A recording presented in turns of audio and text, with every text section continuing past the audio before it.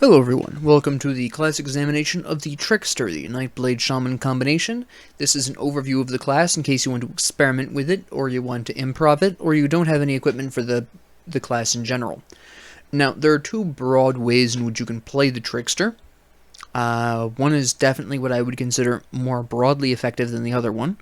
This would be the more effective one, at least, would be the Stormcaller's Pact one. Now, within this, there are two broad ways. Actually, there's three ways you can really utilize Stormcaller's Pact. But as you can see, this boosts both lightning and cold damage, which is fairly important overall. Now, my favorite way to run a Stormcaller's Pact build is to utilize Savagery, just these, just the regular part, not two-handed, go into dual blades, and go for a really impressively heavy auto-attack focus.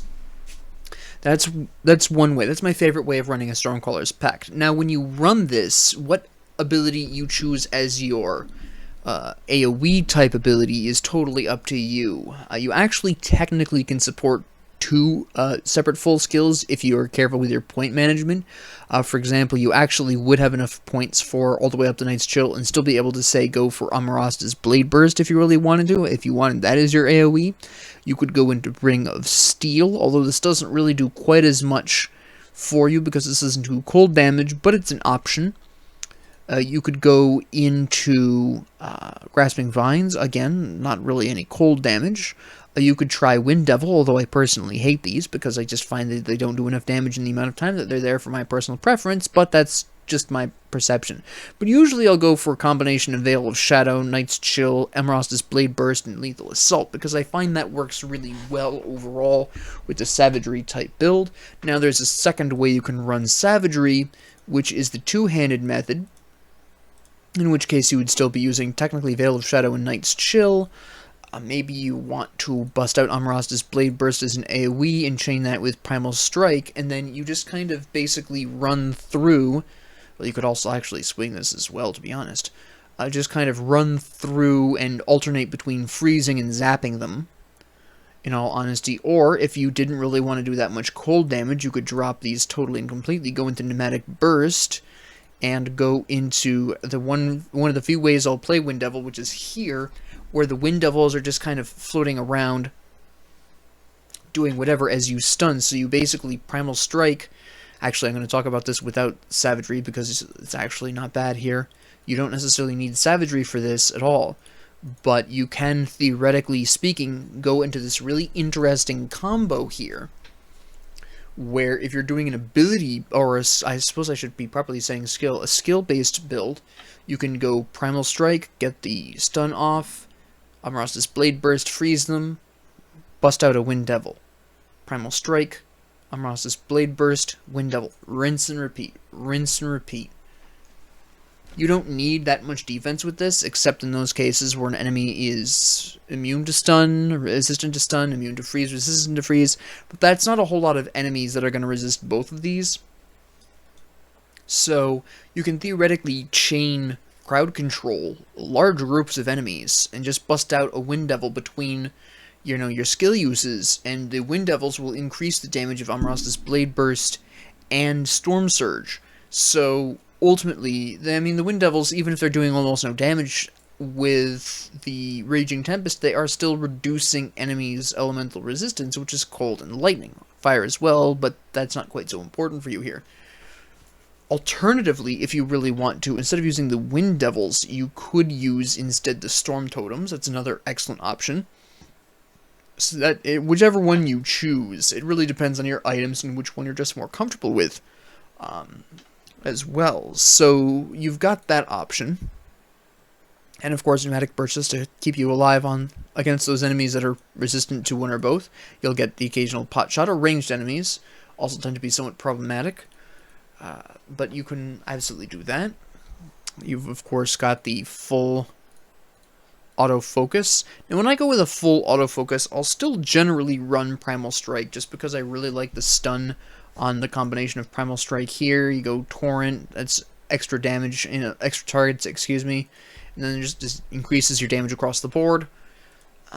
So I'll usually go Primal Strike even with the auto attack focus. Definitely go into Pneumatic Burst because that's going to be an increase to your total speed, which includes your attack speed, and of course Elemental increase here. Usually I'll also go for Veil of Shadow because even though I'm not necessarily trying to do a whole bunch of cold damage, it's still really nice to just have that passive cold damage. It's going to be increased by Elemental Awakening anyways. It's just very effective overall. But the other way you can also really effectively build this, I'm kind of running through this because there's not a whole lot necessarily to talk about. Because one thing you really aren't going to want to do a whole lot of is pets with this build, with this combination, because the Nightblade just does not have any kind of interaction with pets at all. You still can, there is a way you can run pets, which would be primarily using Primal Bond here, going into the Briarthorn, specifically all the way up to Emboldening Presence so we can buff you. Then you go into Mogdrugan's Pact, and at this point you have to decide if you want to use your auto attacks or if you want to use abilities, because that's going to make quite a difference. If you want to use auto attacks, you're primarily going to be using a two-handed sword with Brute Force and Savagery, and then kind of just relying heavily on Feral Hunger and Upheaval to eliminate enemies around you in a group, which is kind of risky, and using Savagery as your individual target attacker. But if you want to go with abilities, and you'll notice I'm not really heavily pulling a lot from the Nightblade here. Worst case scenario, you just take Phantasmal Armor and Pneumatic Burst, either alone or up to Shadow Dance. Not really a whole lot you can do here with this overall, although I will say with a pet build, Ring of Steel is really nice because it does benefit from the bleeding damage here. Another potentially useful one is good old Phantasmal Blades, but I'm going to talk about that in a hot minute anyways. But Phantasmal Blades is another potentially useful skill with pet builds, especially if you actually, theoretically speaking, it's not impossible to build a really sweet Phantasmal Blade pet focus where you're basically using the Phantasmal Blades in lieu of regular attack and just use that as a ranged thing. Using specifically the Frenetic Throw and just kind of spamming that out instead. It's possible to work. I mean, it's really up to you, but you are going to be looking at kind of focusing the bleeding damage here, because that's going to be your primary method of survival. Maybe you grab Wendigo Totem to keep your Briarthorn alive, because he's going to have a hard time surviving by himself anyways. So it really comes down to how you really want to approach this, but when you run pets, there's very few things out of the Nightblade that you really want to pull. Like I said, Phantasmal Armor. If you're going melee, Ring of Steel up to Circle of Slaughter is pretty nice. I don't usually go for Blade Spirit because, quite frankly, that takes too many points. You have to go all the way up to 50 here, and then another 16 into Blade Spirit. I just find it's not worth a lot of the time. But I do also sometimes use Phantasmal Blades with pets as well.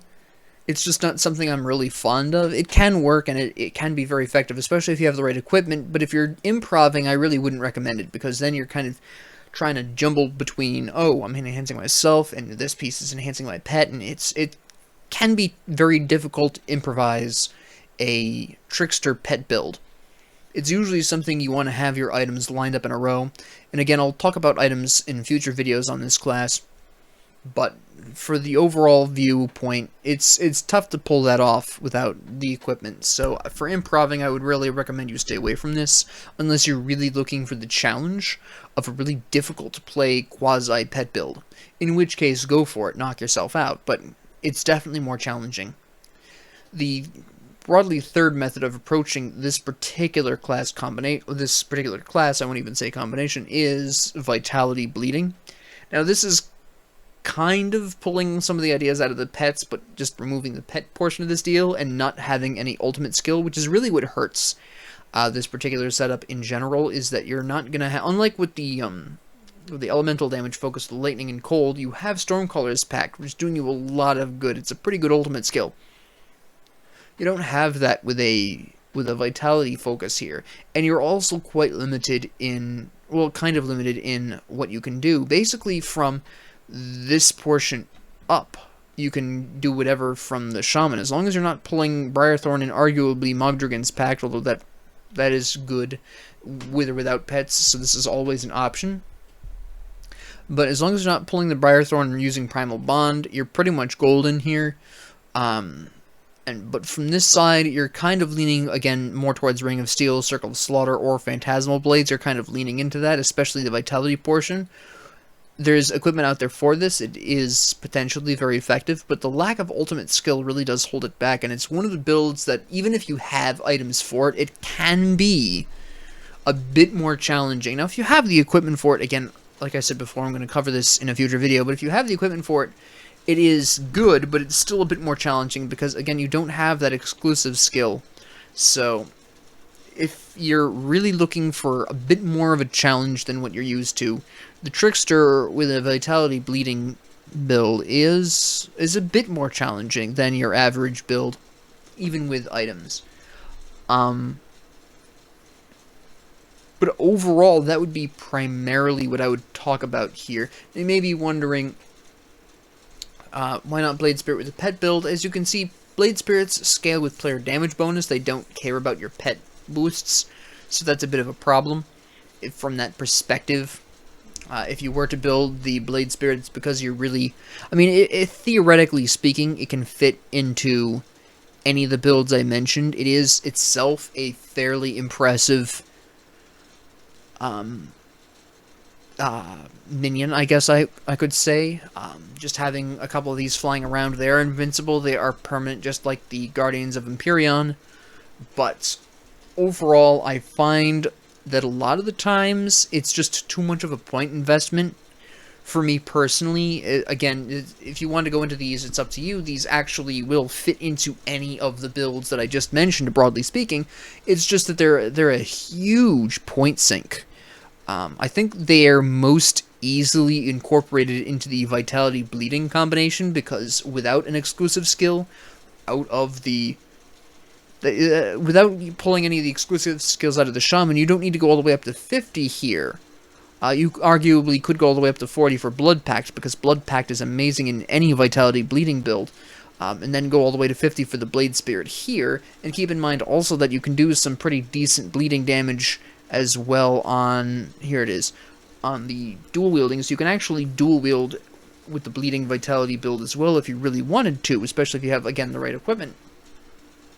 But if you were going to go with the Blade Spirit, or you just really wanted to kind of hone in on that as something you wanted to test out, I would test it out under a Vitality Bleeding build, because that's going to give it the best chance of actually not being so expensive skill point wise that it forces you to drop a skill you might otherwise want, or maybe not max out a skill you might otherwise want maxed out.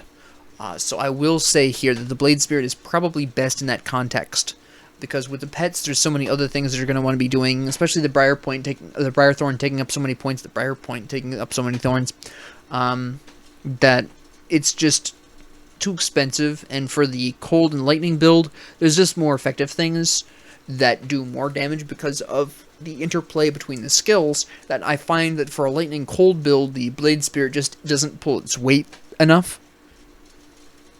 So that would be overall what I have to say, but that's kind of the same. You'll also notice I never really recommended Shadow Strike. It's because it has a lot of the same problems here. The first stage of Shadow Strike is worth picking up if you have a couple of points, or even just 1 point to throw in, if you intend on using the class for Shadow Realm runs, because if you put just 1 point in Shadow Strike, you can use it as a teleport mechanism and not really care about the damage. You could just bounce from enemy group to enemy group.